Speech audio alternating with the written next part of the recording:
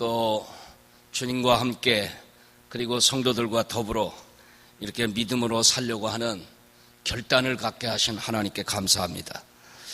여러분 모두가 다 새벽을 깨워 하나님의 나라가 이 땅에 확장되도록 기도하는 영적인 근육이 이루어지기를 기원합니다. 우리는 더불어 믿음으로 살라고 부름받았다 하는 말씀을 어저께 전했습니다. 오늘은 우리는 더불어 사랑하며 살라고 부름받았다 하는 것을 말씀을 드리려고 합니다. 미국의 닉슨 대통령 때의 워터게이트라고 하는 사건은 세계적인 관심을 불러일으켰습니다. 엄청난 거짓이 드러나서 그것을 주모했던 당시에 찰스 콜슨이라고 하는 사람은 그 주인공이 돼가지고 감옥에 갇히게 되었습니다. 그는 감옥에 갇혀서 허구한 날 묵상하면서 자기를 돌아보면서 참 많은 것을 느끼고 또 결단하기도 했습니다. 근데 그가 이제 탈옥을 7개월을 앞두고 7개월이 남은 임기 기간 동안을 어떻게 보낼까 이렇게 생각을 했는데 그에게 있어서 아주 돈독한 친구였고 그리고 돈독한 아주 믿음의 사람이었던 상원의원인 퀴에의라고 하는 사람이 있었는데 그가 교도소를 찾아와 가지고 그 교도소 법무부에다가 신청을 하기를 남은 7개월은 콜슨 대신 내가 감옥살이를 할 테니 바꿔주십시오 하고 요청을 했다는 것입니다. 물론 여지없이 기각되고는 말았지만은 그 이야기를 감옥 안에서 콜슨이 듣고 도대체 내 친구 퀴에이는 어떤 의미에서 내 대신 감옥살이를 하려고 한 것인가? 물론 가까운 친구이기 때문에 워터게이트 사건에 여러 가지로 아마 통화도 하고 얘기도 나눴고 했겠죠. 그런데 7개월의 감옥살이를 나머지는 내가 할 테니 그 사람에게 자유를 달라고 이렇게 했다는 말을 감옥 안에 있던 콜슨이 듣고 그때부터 내 친구가 믿고 있는 하나님이 그리고 내 친구가 그렇게 믿고 있는 주님이 도대체 누군가? 얼마나 그 내 친구의 마음을 감동하시고 변화를 시켜주시기에 내 대신 감옥살이를 하겠다고 하는 건가? 그때부터 이 콜슨이 감옥 안에서 더 심각하게 하나님을 의지하고 기도 생활을 뿐만 아니라 말씀을 접근하고 예수님을 아주 신실히 믿기 시작하고 그 다음부터 내 친구가 나를 위해서 대신 이렇게 감옥살이를 하고 했다는데 나는 그러면 사람들을 어떻게 사랑하며 살고 어떻게 사람들에게 도움을 주면 좋을까? 이 감옥 안에서 그렇게 생각을 하다가 무슨 생각을 했냐면 죄수들이 가장 싫어하는 일이 있는데 그것은 바로 그 감옥 안에 화장실 청소라든지 죄수들이 벗어놓은 옷을 빠는 그런 빨래를 하는 것이 제일 아주 흉측하고 싫어한다고 그래요.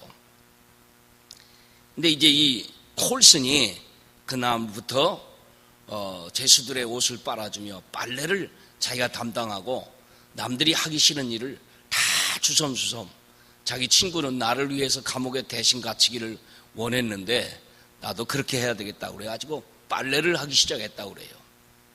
처음에는 사람들이 의아한 눈빛으로 바라보기 시작했는데 점점 이 콜슨이 너무 진지하게 세탁을 해도 아주 대강대강 하는 게 아니고 정말 자기 옷을 빨듯이 그렇게 세탁을 해주고 그 감옥 안을 청결하게 하는데 점점 시간이 가고 세월이 흘러갈수록 그 감옥 안에 있는 사람들이 점점 감동을 받아가지고 나도 콜슨처럼 사랑하며 살아야 되겠다.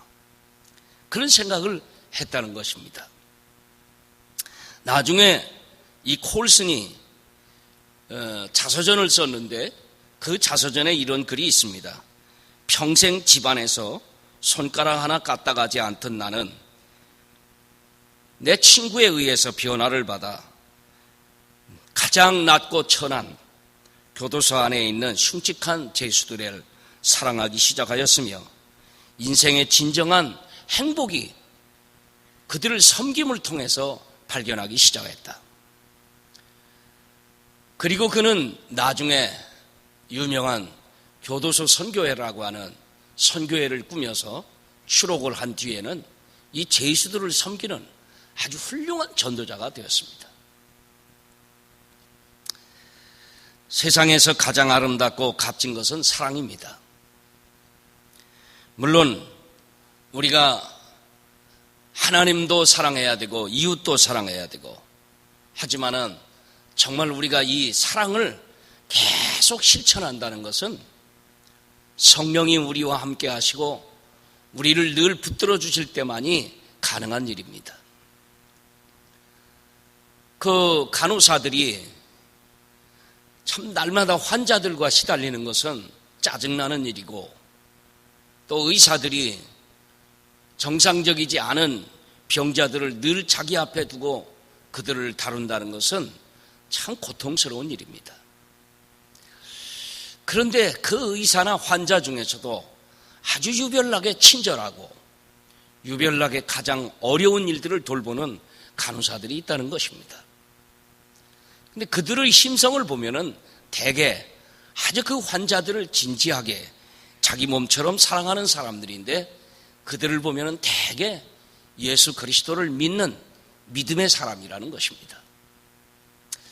우리 그리스도인들은 서로 사랑하며 사는 것을 새 계명으로 받은 사람입니다.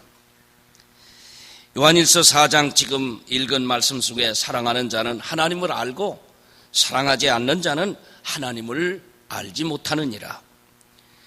서로 사랑하며 더불어 살라고 하나님은 우리를 그리스도인이라는 거룩한 교회 공동체 안의 일원으로 불러주신 것입니다. 하나님은 사랑이십니다. 이웃과 더불어 사랑하며 살 때 우리 마음은 너그러워지고 행복해지고 또 우리의 마음이 그렇게 기쁠 수가 없습니다. 우리가 불행한 이유는 가진 게 없기 때문이 아니라 가진 것을 가지고 사랑하지 못하기 때문에 불행한 것입니다. 세상에서 가장 아름다운 소리, 아름다운 말이 있다면 사랑합니다라는 말일 것입니다. 이 말처럼 듣기 좋은 말이 없고 이 말처럼 나를 흥분되게 하는 말도 없습니다. 옆에 분하고 우리 한번 해봅시다. 사랑합니다.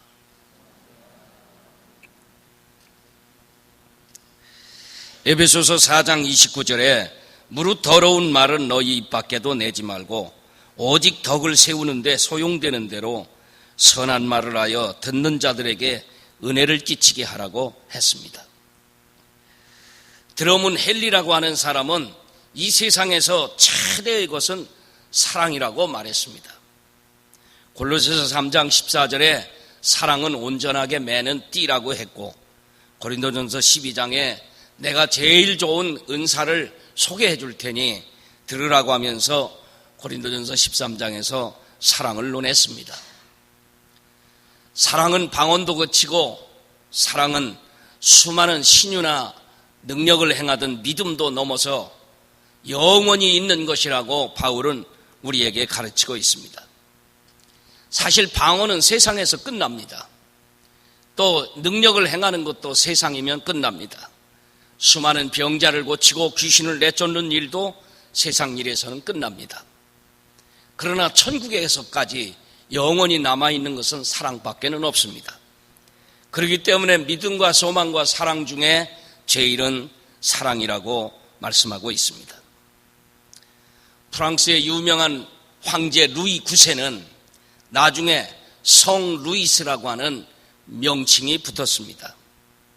얼마나 그는 돈독한 믿음을 가지고 있던 황제였던지 그가 사랑하는 아내인 마가렛에게 연애하면서 나중에 결혼하여 부부가 되었는데 그에게 반지를 주면서 거기에다가 하나님 불란서 마가렛 이렇게 써서 반지를 주었다고 그럽니다.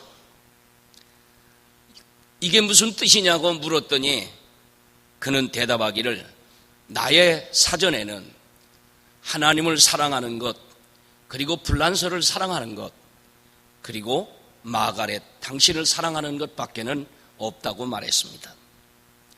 그가 반지에 글귀를 새기면서 하나님이라고 하는 말을 제일 먼저 쓴 것은 자기 생애에서 내가 제일 사랑해야 할 분은 하나님, God first, 하나님밖에 없다고 이렇게 말을 했습니다. 그리고 그는 황제이기 때문에 불란서를 당연히 사랑했지만 사람 중에 사랑해야 한다면 첫째가 당신이라고 말했던 것입니다. 그는 워낙 돈독한 신앙으로 나라를 다스렸고 최고의 전성시대를 프랑스에 만들어서 프랑스 국민들이 그를 세인트, 성자라고 이름을 붙였습니다.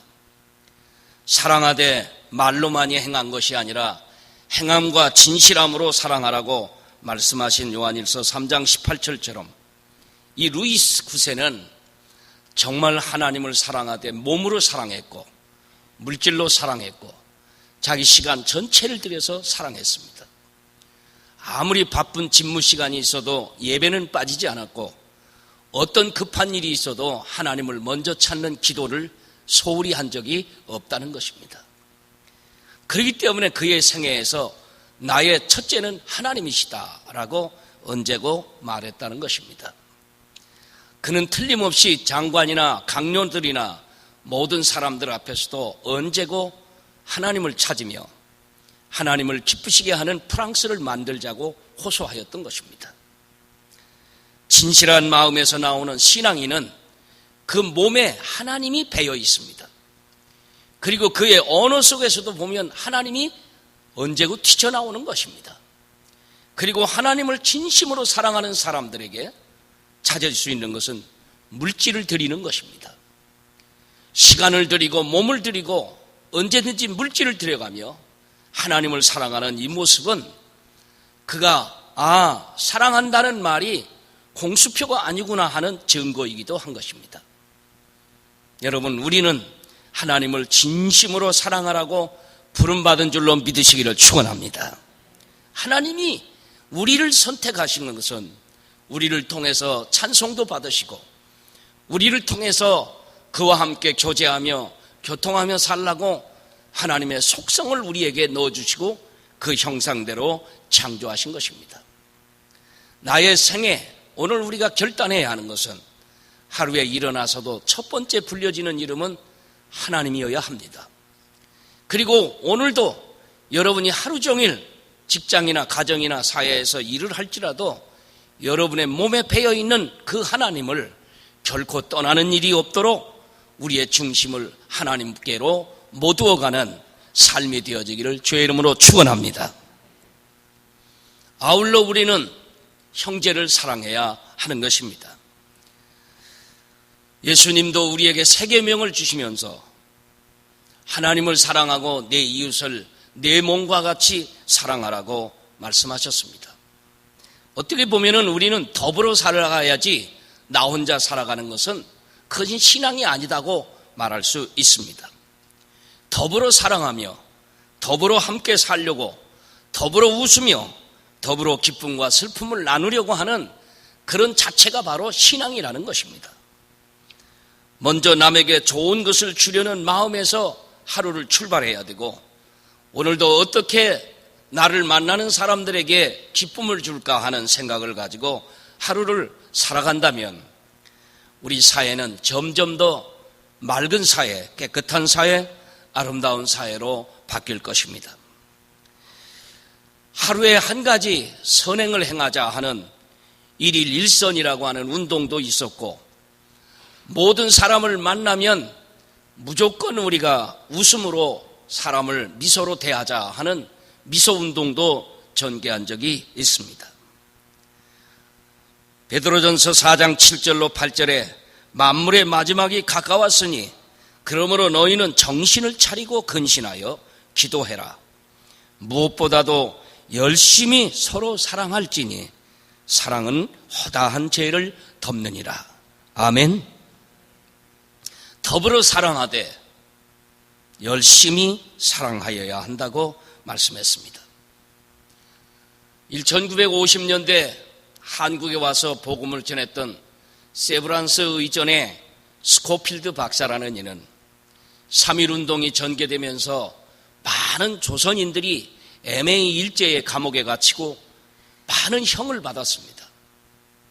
안타까운 일은 그가 화성 수천에 방문하였다가 기독교인들이 애매하게 핍박받는 것을 목격하고 난 다음 전국을 다니면서 일본인들이 한국인을 얼마만큼 구박하고 괴롭히는지를 낱낱이 기록을 해서 미국 의회에 보고할 정도로 훌륭한 일을 행했습니다. 그런 길을 가다가 한국인 형제들이 지금 애매하게 경찰서 감옥에 갇혀 있다는 이야기를 들으면 가던 길을 중지하고 경찰서에 들어가서 순종하고 싸우면서 이 형제는 내가 키우고 있는 제자인데 왜 가두느냐고 하면서 많은 사람을 꺼냈다는 것입니다.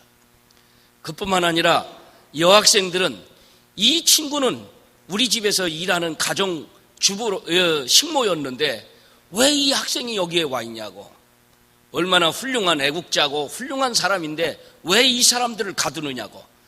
그래서 남학생도 끌어내고 여자들도 끌어내고, 그래서 많은 사람들이 자유함을 얻었다고 하는데, 이 스코필드는 목숨이 끝나는 날까지 조선인을 그렇게 사랑했습니다. 비단 민족은 다르지만은 그럼에도 불구하고 한국인을 그렇게 사랑했다는 것입니다. 그렇기 때문에 우리가 그리스도인들이 진정으로 이 세상을 살아가는데 빛과 소금이 되는 비결은 사랑입니다. 사랑을 행할 때 사람들이 변화되고 사랑을 베풀 때 사람들의 모습이 달라지는 것입니다. 미국인 농촌에 어느 흑인이 백인집 옆으로 이사를 했다고 합니다. 그런데 백인은 흑인이 옆집에 이사 오는 날부터 공연히 흑인을 미워하기 시작했고, 공연히 흑인을 깔보고, 아침에만 일어나면 흑인집을 향해서 욕을 하고, 왜 백인집 옆으로 와서 나와 더불어 사냐고, 멀리 이사 가라고 늘 소리를 지르는 정도로 구박을 했다는 것입니다. 참으로 어이없는 일이고, 이런 일이 어떻게 미국 사회에서 공공연하게 일어나는 일일까? 그래서 자기 집 근처에서 멀리 이사가게 하려고 어떤 때는 심지어는 달래기도 하고 그러면서 우리 집에서 떠나라고. 어느 날 흑인의 소가 백인 초장에 들어가서 마구 짓밟았습니다. 백인이 상상 외에 벌금을 내도록 고소를 해가지고 흑인 집을 완전히 아주 그냥 가난하게 만들어서 이사시키려고 많은 벌금을 부과시켰습니다. 흑인은 자기 있는 힘을 다해서 그 벌금을 다 내고 난 다음 여러 가지로 어려웠지만은 잘 믿음으로 참고 지냈습니다. 어느 날 백인 소가 흑인의 밭에 와가지고 완전히 뭉개버리고 말았습니다. 참으로 큰 보상을 해야 할 판인데 백인이 돈을 가득 주면서 자기 아들에게 가서 흑인에게 주라고 했습니다. 흑인 아들이 돈을 받아가지고 아버지에게 왔는데 무슨 돈을 이렇게 많이 가져왔냐? 사실 많은 것도 아닌데도 백인이 옆집에서 보낸 것이라고. 이 돈을 왜 우리가 받냐고. 아버지, 얼마 전에 백인소가 우리를 괴롭혔을 때 엄청난 그런 손해를 봤는데 이번 기회에 조금이라도 우리가 복수할 기회가 있지 않느냐. 야, 이놈아, 소가 사람이냐? 소는 자기 좋은 대로 마음대로 가는 것이지, 그러다가 내 밭에도 들어온 것이지 억지로 왔냐? 안 돼. 갖다가 도로 드려. 백인집 아이를 불러가지고 우리 아빠가 이거 안 받는데 당신 아빠에게 전해라고. 백인 아이가 아빠에게 가지고 돈을 그대로 왜 가져왔냐? 소가 한 일을 왜 이렇게 엄청난 돈을 내냐고, 안 받는다고 해서 가져왔어요. 그때부터 이 백인의 마음에, 야, 우리 백인 소가 말이죠, 내 집 소가 흑인 밭에 가서 채소를 좀 하기로 그렇게 내가 나쁜 짓을 했는데 저 사람은 어떻게 나한테 이렇게 하나? 그뿐만 아니라 흑인이 아침에만 일어나면 백인을 향해서 인사를 하고, 오늘도 나를 통해서 열받지 말라는 식으로 사랑하며 미소를 보냅니다. 이 백인은 그럴 때마다 더 화가 났는데 그 다음부터는 흑인에 대한 마음이 점점 사라지는 거예요. 나중에는 오랜만에 흑인이 어렵게 입을 꺼내서 백인을 초청해서 우리 집에서 저녁 한 끼 잡수자고, 그리고 백인을 초청했어. 가기 싫은 거지만은 얼마 전에 돈을 안 받은 일이 고마워서 가서 밥을 먹어. 밥상에 딱 앉아서 밥을 먹는데 흑인이 기도를 하는데, 하나님, 우리 형제를 사랑하게 해주세요. 그리고 우리는 서로 사랑하며 살게 해주세요. 간단히 기도를 하면서 음식을 먹는데 이 백인이 거기서 완전히 무너지는 거예요. 백인은 그 다음 날부터 흑인을 미워하지 않았고 친구로 사귀었습니다. 그뿐만 아니라 흑인이 믿고 있는 예수 그리스도를 자기도 영접해가지고 같은 교회에 나가서 신앙생활을 했어요. 당시에는 흑인이 백인 교회에 나가지도 못하고 백인이 흑인 교회도 나오지 못하는데, 이 흑인은 아주 절친한 친구로 사귀어서 백인을 자기 교회로 데리고 가서 미국 사회가 점점 흑백의 논리가 사라지게 되고, 그때부터 백인도 흑인 교회에 가고 흑인도 백인 교회에 오는 역사가 시작이 되었다는 것입니다. 사랑만큼 큰 일은 없습니다. 서로 사랑하며 살되 더불어 사랑하며 살아갑시다. 오늘도 형제와 이웃에게, 그리고 오늘 만나는 사람들에게 따뜻한 미소를 줍시다. 우리가 크게 그들에게 돈을 주거나 엄청난 시간을 쏟아가며 사랑하는 일은 못할 망정, 공연히 오해할 일을 만들거나 공연히 사람들에게 아픔을 주는 그릇된 언어나 행동을 하지 맙시다. 그것이 바로 우리 그리스도인이 다시 이 세상에 빛된 생활을 하는 것이고 한국 기독교를 세우는 길인 줄로 믿습니다. 이 사순절 기간은 하나님이 우리에게 형제를 더 사랑하라고 허락하신 것임을 믿읍시다. 사랑하는 자들아, 우리가 서로 사랑하자. 사랑하는 자는 하나님을 알고 사랑하지 아니하는 자는 하나님을 알지 못하나니 하나님은 사랑이십니다. 오늘도 이 말씀이 여러분의 중심 속에 아주 생명의 말씀으로 새롭게 기록되기를 주님의 이름으로 축원합니다.